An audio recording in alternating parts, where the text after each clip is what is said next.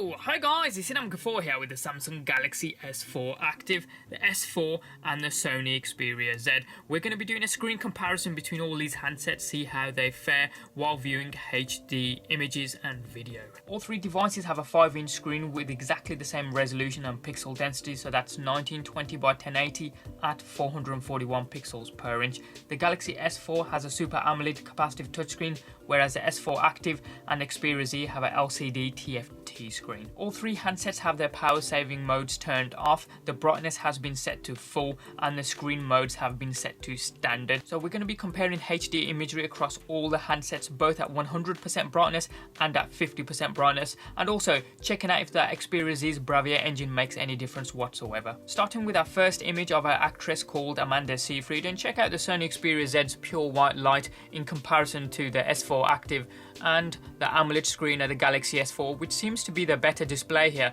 not quite as bright as the S4 Active and the Sony XperiaZ. We'll just double tap here on every device, see if you can zoom all the way in. Yes, you can zoom all the way in on these Android devices. On the Galaxy line, you can see you can go in as much as you want until it gets pixelated, whereas a Sony just lets you go so far. So what we'll do, we'll let it go towards the same sort of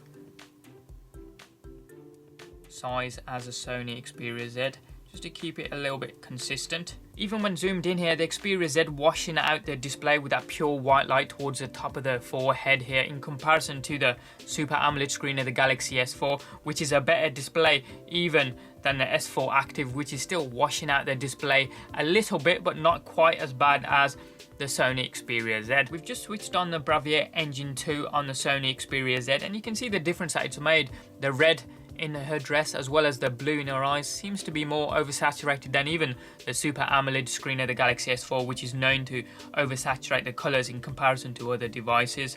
But check out the white across her forehead, that's dimmed down a little bit, I would say, with that Bravia Engine 2 being on, and also the skin tone there of her face in comparison to the other screens is noticeable. Reducing the brightness down to 50% and zooming out here with the Bravia Engine 2 software still being on the XperiaZ, noticeably all the devices get darker, but check out the Bravia Engine 2's red there, significantly brighter than the remaining devices. I'd say even the Super AMOLED screen here is quite dulled down in comparison to the remaining LCD TFT screens. We'll just double tap so we can zoom in here, and we'll get it set on the Sony XperiaZ first of all, then we'll match up the remaining Galaxy devices because it's easier to do it that particular way. The Bravia Engine's oversaturation of the image is more noticeable obviously on her dress, but check out her eye and lip colour, even in comparison to the Super AMOLED screen, which seems dulled down in comparison. The Galaxy S4 Active doing very well indeed, somewhere in between the XperiaZ and the S4. Switching the Bravia Engine off and it dulls down the image, but it's still brighter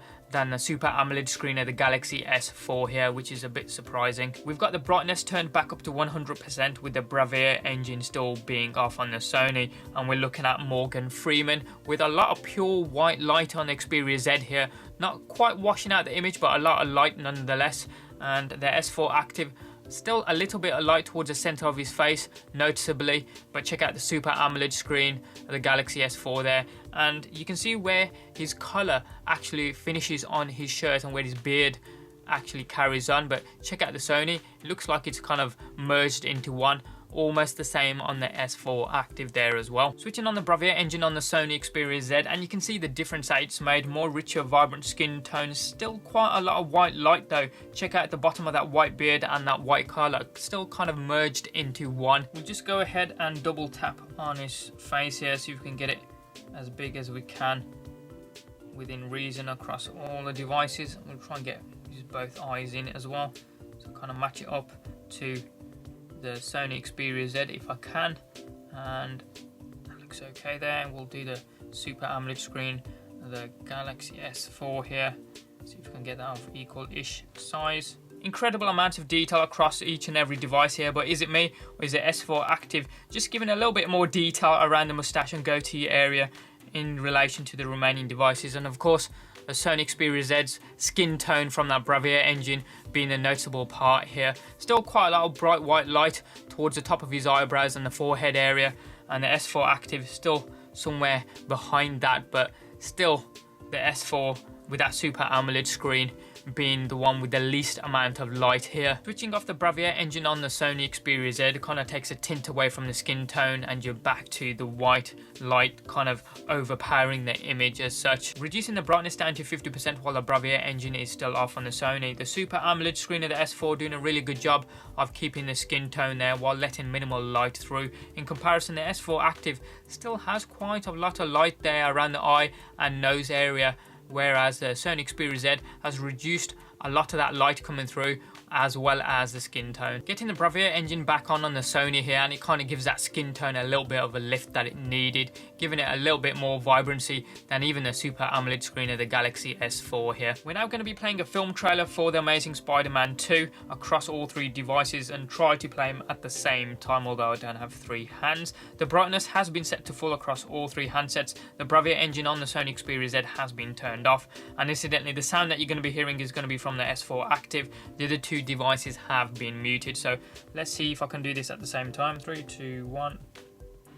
Near enough. Check out the green tone across all three handsets, more whiter on the XperiaZ than the remaining handsets, and the red on his costume here, more vibrant on the Super AMOLED screen.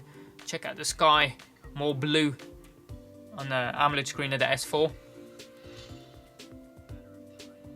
Again, pure white light in terms of the sky there on the Sony XperiaZ. The red looking absolutely awesome on the Super AMOLED screen of the regular S4. The neon lights in the background there on the two LCD TFT screens with pure white light. A little bit of colour in there, but more white light than anything else. Check those out in the background. The two Galaxy devices still have screen modes that you can adapt to your choice and what you prefer. It's just the Sony XperiaZ's Bravia engine gets a little bit of hype from Sony. Of course, Samsung don't push their adapted display settings all that much.